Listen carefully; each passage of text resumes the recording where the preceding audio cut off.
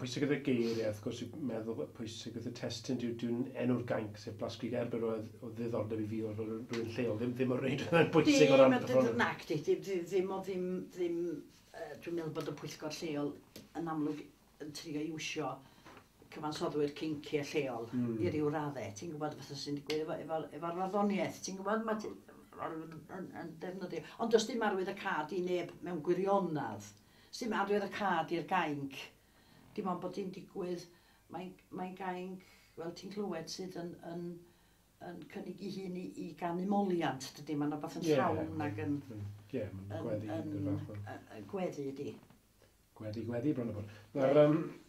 Mae pobl sy'n amlwg yn sgwennu cainc yn amlwg yn hapus ac yn anelu teg at cael ei defnyddio mewn y fath yma o beth, ynddi ni, I raddau. Wrth gwrs. Tybed faint gyda barddoniaeth yw hwnna'n wir hefyd, mae'n siŵr bod beth mwynhau cael ei canu nhw?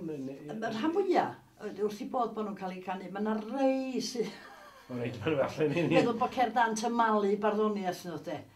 Wel, bydd rhan nhw'n rhan o'r gwers cyntaf, a ddim bod y gair sy'n holl bwysig, felly yn amlwg maen nhw jyst ddim yn gwrando yn ysgol, dyn ni. Rhaid ni targedu rhain a gyda'r ymgyrch yma.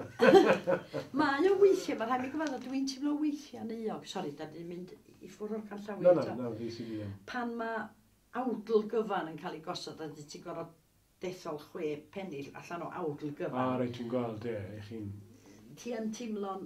Dwi'n teimlo'n anifir, mod i'n gorfod gwneud hynny, de. Fi'n diar. Achos ti'n gadael mwy na 3 chwarter yr awdl o'na, dwi. A dyn di pigo pennill o fan hyn ac o'n draw ddim yn...